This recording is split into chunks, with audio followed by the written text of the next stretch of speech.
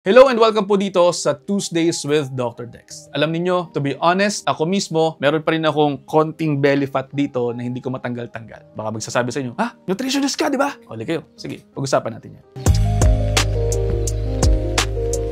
Okay, ginawa ko tong content na to kasi meron akong dalawang pasyente na pumunta sa akin dito sa klinika ko sa baba. Merong weird lamang na encounter sa kanila. Kasi nga, yung isa, bumiyahe pa galing Dolores, Quezon to Lipa City. At yung isa, taga Batangas City, basta malayo, just to make sure na tama ba yung ginagawa nila sa calorie deficit nila. Kasi medyo nagiging impatient sila pagdating sa kanilang progress. Dumayo pa talaga dito sa klinika ko. Pwede namang online. Yung isa, nababagalan talaga na hindi pa niya na-achieve yung less than 10% ng kanyang body fat percentage at may belly fat pa rin daw kasi talaga siya. Yung isa naman po, inaalam niya kung tama lamang ba yung rate ng pagbaba ng timbang niya. Kasi medyo nababagalan niya. Oo, ganito po yan. Kasi alam ninyo, kahit ako, I maintain my weight at around 62 to 64 kilograms. Pero hindi pa rin talaga ako perfect. I'm still a work in progress. At siguro, kaya ako nakaka-relate sa inyo kasi hindi ako nagsasalita mula sa isang pedestal.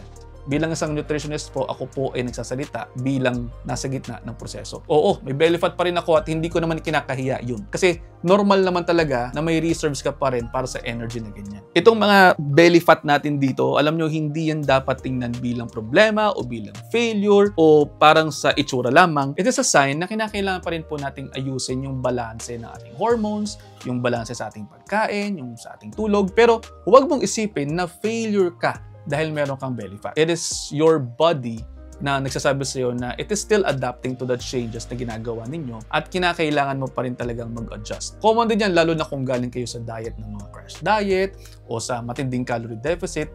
Natural po na po pwedeng mag-hoard ng taba yung katawan natin kapag bumalik ka sa normal na pagkain. So, unti-unti dapat. Kaya ang goal dapat natin ngayon ay yung muscle gain at progressive overload. Ibig sabihin, unti-unting dinadagdagan natin yung bigat, unti-unting dinadagdagan din natin yung reps natin or yung intensity sa pag-workout para mas stimulate yung katawan natin na mag-adjust. Hindi kinakailangan na mabigat agad ang iyong binubuhat. Ang importante, consistent ka. Every week, kahit na maliliit lamang yung dagdag po, pwede na yun, malaking bagay na yan sa long-term process natin. Ang tanong, Dok, bakit muscle ang kinakailangan nating idagdag? Kasi po, yung muscles, hindi lamang yan pampaganda ng katawan. It burns calories even when you are at rest. Ibig sabihin, habang nanonood ka ng TV, gumagana pa rin yung metabolismo mo. At higit pa doon, yung muscles natin, pumoprotect sa joints, nag-improve ng posture natin, and these are key to our longevity. The more muscle you have, the better your body handles aging.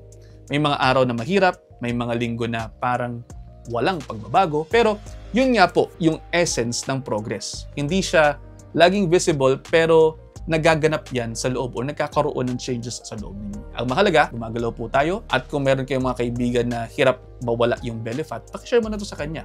Sabihin mong hindi siya nag-iisa. Ako man, tuloy ang laban, work in progress po tayong lahat. Kasama po ninyo ako sa inyong health journey. At pinagdadasal ko po na kayo po ay sana maging tagumpay din.